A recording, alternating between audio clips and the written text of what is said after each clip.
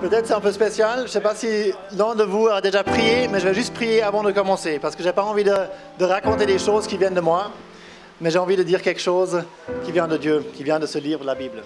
Alors je vais juste courtement prier si ça ne vous dérange pas. Notre Dieu, notre Père, nous te remercions que tu nous as donné la vie aujourd'hui, que nous vivons aujourd'hui. Et tu vois aussi à cet enterrement de garçons maintenant, de jeunes garçons qui est aussi ici, les jeunes qui sont ici, mais aussi d'autres personnes qui ont des questions peut-être, des souffrances, etc. Nous voulons te prier pour chacun ici, prier pour moi aussi que je dis les bonnes paroles, les paroles qui viennent de toi, pas de moi. Et nous nous remettons maintenant à toi, au nom de Jésus. Amen. OK. Alors, un petit message déjà pour l'invité spécial. Alléluia. Tu sais quoi? Il y a plus que 50% des mariages en Suisse qui s'éclatent. Les gens ils se divorcent. C'est une chose difficile. Et on peut se demander pourquoi. Pourquoi il y a tous ces problèmes? Pourquoi est-ce que dans ce monde, il y a des choses qu'on fait qu'on n'a pas envie de faire? Parce que toi, tu n'as pas envie de te divorcer aujourd'hui. Et tous ceux qui se sont divorcés, ils n'ont pas envie de se divorcer. Et je demande souvent aux gens, vous avez déjà dit un mensonge? J'ai déjà dit un mensonge? OK, on va s'arrêter là, moi aussi. Est-ce que vous enseignez? Tu as déjà des enfants? Non? OK, moi j'en ai 6. Est-ce qu'on enseigne à nos enfants de mentir? Non. Pourquoi pas? Pourquoi pas?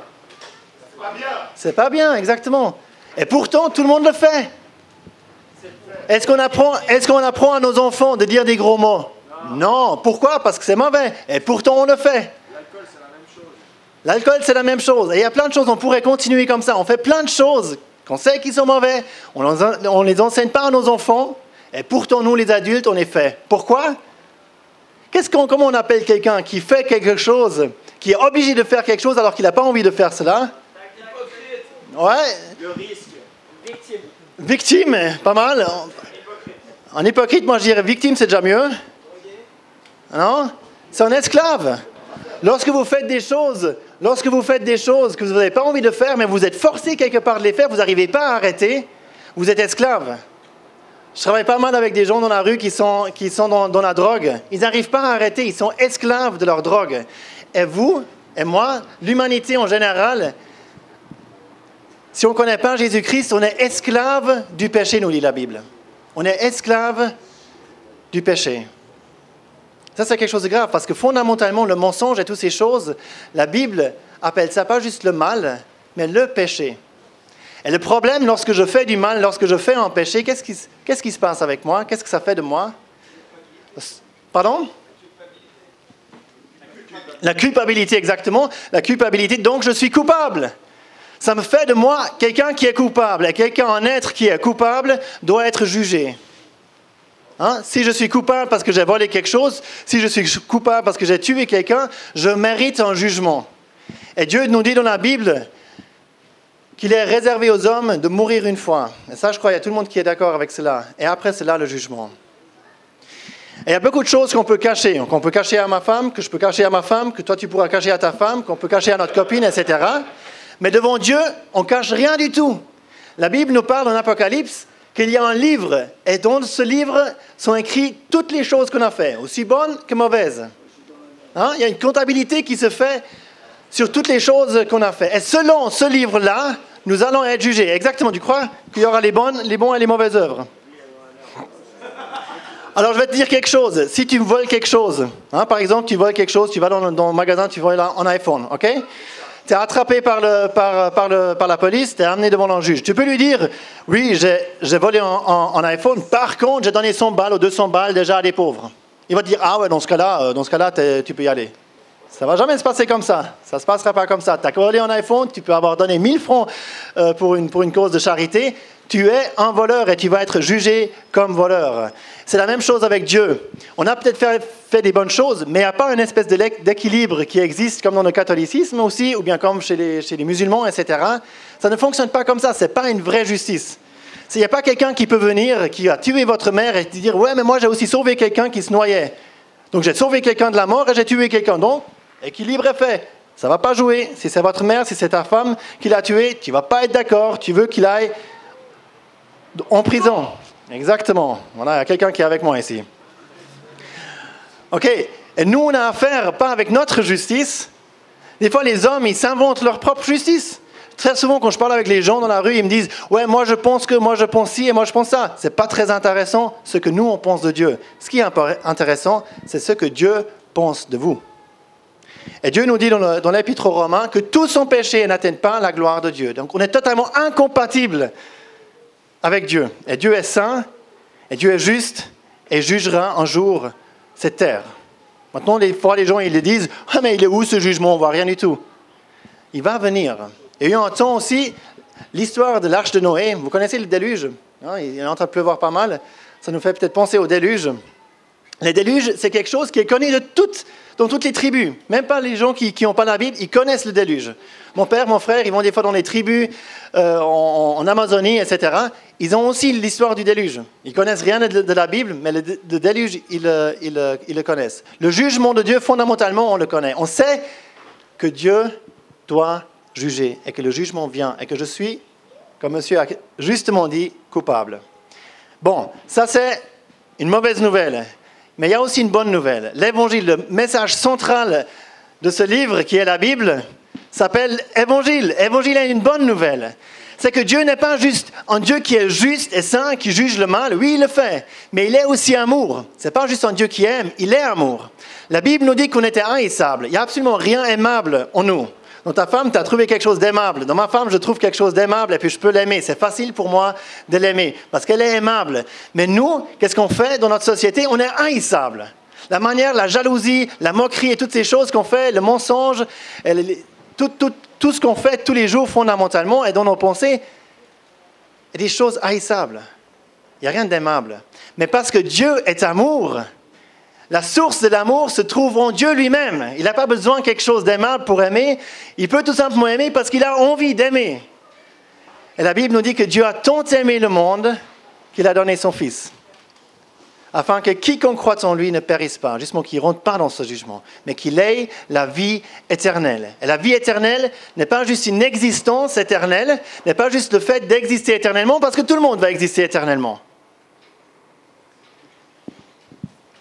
La vie éternelle, nous dit Jean 17, c'est un livre dans la Bible, c'est de connaître Dieu. De connaître Dieu. Plus connaître Dieu comme celui qui juge, mais connaître Dieu comme un Père. Connaître Dieu comme celui qui m'a sauvé, comme celui qui m'a reçu, qui m'accepte tel que je suis. Et c'est ce que Dieu désire pour vous, désire pour toi. Que tu l'acceptes, que tu acceptes Jésus-Christ comme ton sauveur personnel, que vous acceptez Jésus comme votre sauveur personnel. Ce n'est pas une question de religion. La religion ne vous sauve pas.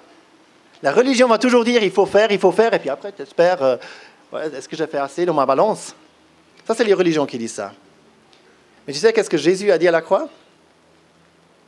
Une chose. Est-ce qu'il y a quelqu'un qui sait, par rapport à ce que je viens de dire, qu'est-ce que Jésus a dit à la croix? Pardon? Ouais. Il a dit ça, Père, pardonne-leur car ils ne savent ce qu'ils font. Mais moi, je pense à quelque chose d'autre. Il a dit, c'est accompli. Tu vois, les religions, ils nous disent de faire des choses. Mais Dieu a fait quelque chose. Il a donné son Fils. Jésus a donné sa vie. Et il a dit, ce que j'ai fait, c'est accompli. C'est accompli, c'est fait. C'est plus maintenant une question de toi de faire des choses et ensuite espérer que Dieu va m'accepter. Inch'Allah, Dieu va m'accepter. Non, je le sais que Dieu va m'accepter. Pourquoi? Parce que ça ne dépend pas de moi, mais ça dépend de lui, de Jésus-Christ. Ça fait du sens, hein? Vous savez, dans la Bible, toi, tu es sceptique. Non? OK. Excuse, mais j'avais l'impression sur le visage que c'était sceptique. Vous savez, dans la Bible, il y a toujours deux groupes. Il y a deux chemins, par exemple. Et j'avais à cœur de lire normalement cela. Vous avez encore un peu de temps? OK? Alors, je vais vous lire quelque chose.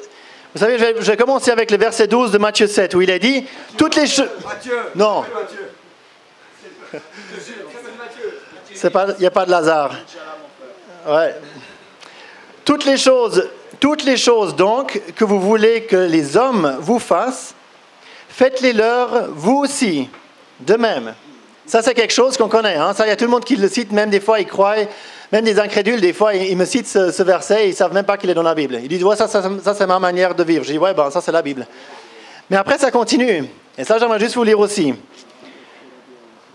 Après, il a dit, Matthieu, écoute, entrez par la porte étroite, car large est la porte, et spacieux le chemin qui mène à la perdition. Et nombreux sont ceux qui entrent par elle. Car étroit est la porte, et resserré le chemin qui mène à la vie. Et peu nombreux sont ceux qui le trouvent. T'as compris? Excuse. Il y a deux choses. D'un côté, il y a une porte large, et il y a une porte étroite. Derrière la porte large, il y a un chemin large. Il y a beaucoup de personnes qui vont sur ce chemin. Derrière la porte étroite, il y a un chemin étroit et il y a peu de gens qui vont dessus. Et c'est exactement ce qu'on voit aujourd'hui. Aujourd'hui, beaucoup de gens ne croient plus en Dieu. On s'éloigne toujours plus de Dieu. On ne veut pas de Dieu. On veut faire notre propre volonté. Notre Dieu, c'est moi. Moi, je décide. Il faut d'abord avoir confiance en moi avant d'avoir confiance en Dieu. Même les religieux, ils sont aussi sur ce chemin étroit. Mais il y a aussi une porte étroite. Et il a dit qu'il faut passer par cette porte. Et Jésus-Christ lui-même a dit en Jean 10, « Je suis la porte ». Et un peu plus loin, il a dit « Je suis le chemin ». Encore une fois, ce n'est pas une église, ce n'est pas une religion, ce n'est pas une secte, ce n'est pas un gourou, ce n'est pas un prophète qui vous sauve. C'est Jésus-Christ. Mais pourquoi Jésus? Pourquoi Jésus? Pourquoi est-ce que moi, je vous présente Jésus? Je ne vous présente pas ici quelque chose d'autre que Jésus. Je prêche Jésus. Pourquoi Jésus?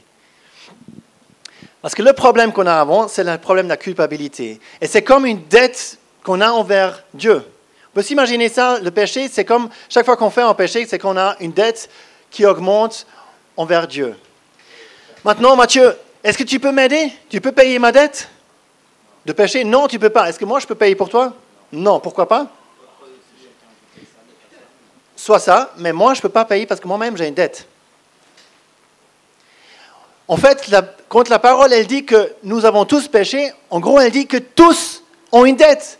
Personne ici peut m'aider et moi, je ne peux pas vous aider. Qu'est-ce qu'on cherche? On cherche quelqu'un qui n'a pas de dette, quelqu'un qui est parfait. Mais qui est parfait? Pardon? Non, vous n'êtes pas parfait, on l'a vu. Personne n'est parfait. Mais Jésus lui-même a dit, nul n'est bon sinon Dieu. Donc Dieu est parfait. Dieu est parfait. Et Jésus-Christ est le Fils de Dieu. Il a la même nature divine que Dieu. Et Jésus est donc venu sur la terre. La parole nous dit qu'il est devenu un homme. Il n'était pas un homme au ciel. Il ne s'appelait même pas Jésus. Le nom de Jésus, il l'a reçu sur la terre. Il était le Fils de Dieu. Il est venu sur cette terre et il est devenu un homme. C'est-à-dire il s'est abaissé. Il est allé dans une forme d'homme. Et là, il y a environ 2000 ans en arrière, un homme, une fois parfait. Il y avait une fois un homme sur cette terre qui était réellement parfait et c'était Jésus-Christ. Lui, il peut régler mon problème. Lui, il peut vraiment payer ma dette parce que lui, il n'avait pas de dette. Et maintenant, je vous lis un autre verset qui est dans la première épître de Pierre qui nous dit que nous avons été rachetés non pas avec de l'or ou de l'argent, mais par le précieux sang de Jésus-Christ. Et ça veut dire qu'il a payé cette dette pas avec de l'argent, pas avec de l'or, pas avec la monnaie, mais avec quoi? Avec son sang, en mourant à la croix. Lorsque les gens l'ont rejeté, on veut pas de lui, qu'ils l'ont crucifié, en même temps, il a été jugé de la part de Dieu. Il était aussi abandonné, rejeté de Dieu. D'un côté du ciel, il a été rejeté de Dieu, et de la terre, il a été rejeté des hommes. C'était une souffrance terrible pour lui. Terrible. Mais il a fait pour toi, pour moi, pour chacun de nous ici aujourd'hui. Parce que c'était le seul moyen pour que nous, on puisse avoir la dette payée. Et chers amis, ça c'est la bonne nouvelle. C'est qu'aujourd'hui encore, c'est un jour de grâce. Aujourd'hui, si on se tourne vers Jésus-Christ, il va nous recevoir. Il va nous recevoir. Il a crié lorsqu'il était encore vivant, « Venez à moi, vous tous qui êtes fatigués et chargés. » On est chargés de nos péchés. Et je vous donnerai du repos. Le sang de Jésus-Christ, nous dit la parole de Dieu, nous purifie de tout péché. Et encore aujourd'hui, Jésus vous appelle à vous tourner vers lui, de l'accepter, pas comme un prophète, pas juste comme quelqu'un qui a été martyr, mais comme Dieu venu sur terre qui s'est offert en sacrifice pour vous. Et si vous le faites, il vous acceptera certainement. Il vous recevra. C'est un Dieu d'amour, encore une fois. Il y a une histoire du fils prodigue. Vous connaissez l'histoire du fils prodigue? Vous avez fait un peu de catéchisme? Fils prodigue qui part, qui dit « Père, donne-moi tout ce qui est en moi ». Il part, il fait la fête, il dépense tout. Après, il est dans les besoins, il y a une famine. Il se trouve vraiment dans la dèche. Il cherche quelqu'un où il peut faire un peu d'argent.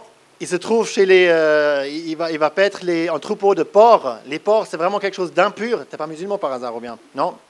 Même pour les musulmans, c'est aussi impur. Mais pour les juifs, c'était impur. Donc, c'était vraiment, vraiment, vraiment un très, très bas état dans lequel il était tombé. Et ensuite, il se dit, mais qu'est-ce que j'ai fait? Je me suis éloigné de mon père. Il dit, je vais me lever. Je vais aller vers mon père, je vais lui dire, Père, j'ai péché contre le ciel et contre toi, je ne suis plus digne d'être appelé ton fils. Fais-moi comme quelqu'un de tes serviteurs. Mais il dit pas seulement cela, il le fait, il se lève et puis il va vers son père. Et qu'est-ce que le père il fait? Le père, il le prend dans ses bras et il le reçoit. Il puait les cochons, il puait encore tout ce qu'il avait fait dans ce pays éloigné. Mais le père est un père qui aime, qui vous aime encore et qui veut vous recevoir. Mais il peut seulement vous recevoir si vous êtes lavé en quelque sorte dans le sang de Jésus-Christ, si vos péchés sont effacés. Et la parole nous dit que convertissez-vous et repentez-vous donc pour que vos péchés soient effacés. Par la repentance et la conversion à Jésus, on peut avoir nos péchés effacés. Amen.